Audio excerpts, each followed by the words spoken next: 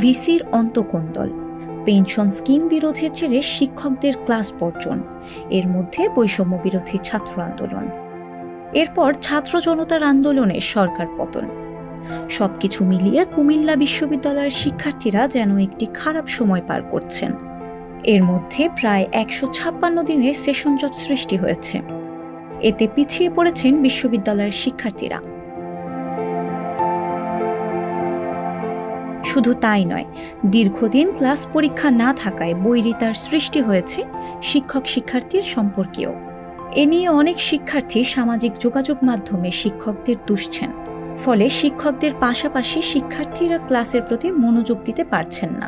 শিক্ষক সমিতি এবং ভিসি যে একটা দ্বন্দ্ব, সেই দ্বন্দ্ব আমাদেরকে অনেক ভুগিয়েছে। প্রায় 3টি মাস আমাদের জীবন থেকে তারা কেড়ে নিয়েছে। কিভাবে কেড়ে নিয়েছে? তারা শিক্ষক সমিতি কিছু দাওয়া পেশ করেছে, সেটা ভাইস চ্যান্সেলর মানে নাই। বিভিন্নভাবে তাদেরকে ক্লাসে আসার জন্য আহ্বান করছি, আমরা আন্দোলন করছি, আমরা বিভিন্ন সংবাদ মাধ্যমে আমরা বলেছি। ভাইস চ্যান্সেলর এবং শিক্ষক সমিতি তাদের কোনো সদুত্তরে আমরা পাই নাই। আন্দোলন করব কারা? যারা আইনত অধিকারটা তারা নিতে পারতেছে না, আইনের কাছে তারা ব্যর্থ, তারপরে আন্দোলনে আসে। আর আমরা দেখি যে বিশ্ববিদ্যালয়ের শিক্ষকরা যারা সর্বোচ্চ মেধার অধিকারী, দেশের একটা সর্বোচ্চ স্থানে তারা আছে, সেই জায়গা থেকে যখন তারা আন্দোলন করে এই আইনত কোনো প্রতিকার না চেয়ে, এটা আসলে হাস্যকর। এটার একটা জবাব দেওয়া উচিত যে তারা কেন আমাদের সাথে বিগত সময়গুলো, আমাদের 3টি মাস আমাদের জীবন থেকে কেড়ে নিয়েছে। আসলে শিক্ষক শিক্ষার্থীর যে বৈরিতার বিষয়টা বর্তমানে দেখা যাচ্ছে, সেটা আসলে কোনোভাবেই কাম্য নয়। কারণ প্রাতিষ্ঠানিক শিক্ষা বলি, যে কোনো ধরনের শিক্ষাই বললি না কেন, একজন শিক্ষার্থীর সাথে শিক্ষকের যে ইন্টারেকশন, সেটাই হচ্ছে সবচেয়ে গুরুত্বপূর্ণ। এই বেলায় এসে যদি একজন শিক্ষকের সাথে শিক্ষার্থীর এভাবে দূরত্ব বেড়ে যায়, তাহলে সেটা কোনোভাবেই মঙ্গলজনক কিছু বয়ে আনতে পারে না। তো এই দূরত্বটা মোকাবিলার জন্য বা এই দূরত্বটা লাঘব করার জন্য শিক্ষক শিক্ষার্থী উভয়েরই হচ্ছে যে সহযোগিতা, এটা উভয় দিক থেকে প্রয়োজন। আসলে একজন শিক্ষার্থীর মনে যাতে এই ধরনের কিছু না থাকে যে আমি শিক্ষকের কাছে যাব কিনা বা ওনার কাছে গেলে আমার কোনো সমস্যা হবে কিনা, এই ধরনের কোনো কিছু একজন শিক্ষার্থীর মধ্যে যাতে কাজ না করে, বা একজন শিক্ষকও একজন শিক্ষার্থীকে তার শিক্ষার্থীর জায়গা থেকে মূলত পাঠদান বা যে কোনো বিষয় তাকে শিক্ষা দেওয়ার বিষয়গুলো চালিয়ে যাবে। অন্যদিকে শিক্ষকদের দাবি, আন্দোলনের সময় নানা বাধার মুখে তাদের সমস্যাগুলো ধরতে পারেননি। ইউনিভার্সিটিগুলোতেই এক ধরনের একটা জুলুমের সংস্কৃতি আমরা দীর্ঘদিন ধরে দেখতে পেয়েছি, এবং শিক্ষক কমিউনিটিরও সেক্ষেত্রে আমরা দায়ভার কোনোভাবে টোটালটা আমরা অ্যাভয়েড করতে পারি না। বাট এটাও ঠিক, শিক্ষকদের অনেক সময় হাত বাঁধা থাকে, তারা চাইলেও অনেক কিছু করতে পারেন না। অনেক শিক্ষার্থী হয়তো জানেও না যে অনেক শিক্ষকদেরকেও অনেক স্ট্রাগলের মধ্যে দিয়ে যেতে হয়। তো এটি নির্মূলের জন্য আমাদের একযোগে কাজ করা দরকার। শিক্ষার্থীরা যে সংকটের মুখোমুখি হচ্ছেন আজকের, তাদের সাথে শিক্ষকদের যে একটা বৈরী সম্পর্ক, এটি যেমন একদিনে তৈরি হয়নি, এটি একটা অবিশ্বাসের দেওয়াল আমাদের মধ্যে তৈরি হয়েছে। এই দেওয়ালটাকে ভেঙে যদি আমরা কাজ না করতে পারি, আসলে তাহলে আমাদের উভয়ের জন্যই ক্ষতির একটা কারণ।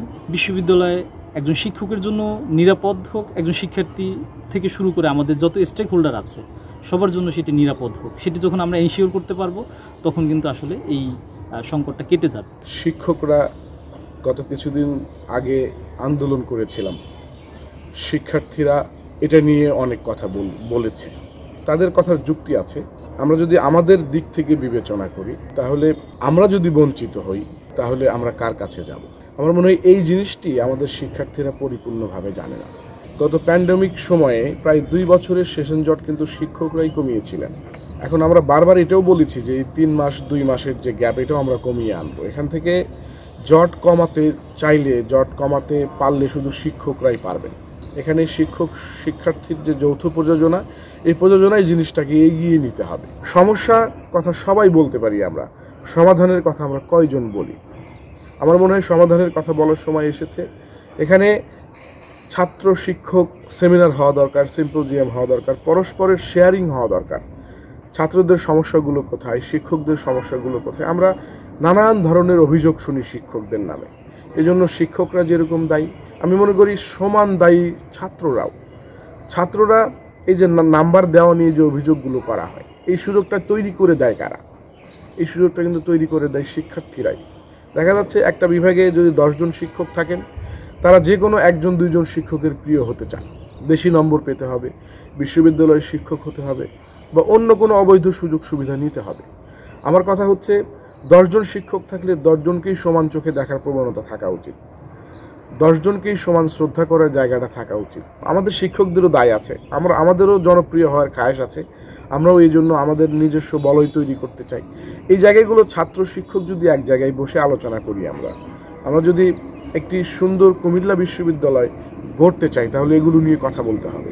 দায় প্রত্যেকেই আছে। আমি বলবো নিজের নিজের জায়গা থেকে নিজের অধিকারের বিষয়টা নিজেদের জানতে হবে, নিজেদের জায়গা থেকে সোচ্চার হতে হবে, নিজেদের জায়গা থেকে আমাদেরকে কথা বলতে হবে, আলোচনা করতে হবে। সমস্ত দোষারোপের জায়গা থেকে বের হয়ে এসে সরাসরি আলোচনার টেবিলে বসা উচিত। বসে একটা একটা করে ধরে সমস্যাগুলোর সমাধান কল্পে আমার মনে হয় দৃঢ় প্রতিজ্ঞ সবার হওয়া উচিত। এদিকে ক্লাস পরীক্ষা শুরু হওয়ায় স্বস্তি ফিরেছে শিক্ষক শিক্ষার্থীদের মধ্যে। পুরনো সব পেছনে ফেলে এগিয়ে যেতে চান, এমন আশা প্রকাশ করছেন শিক্ষক শিক্ষার্থীরা।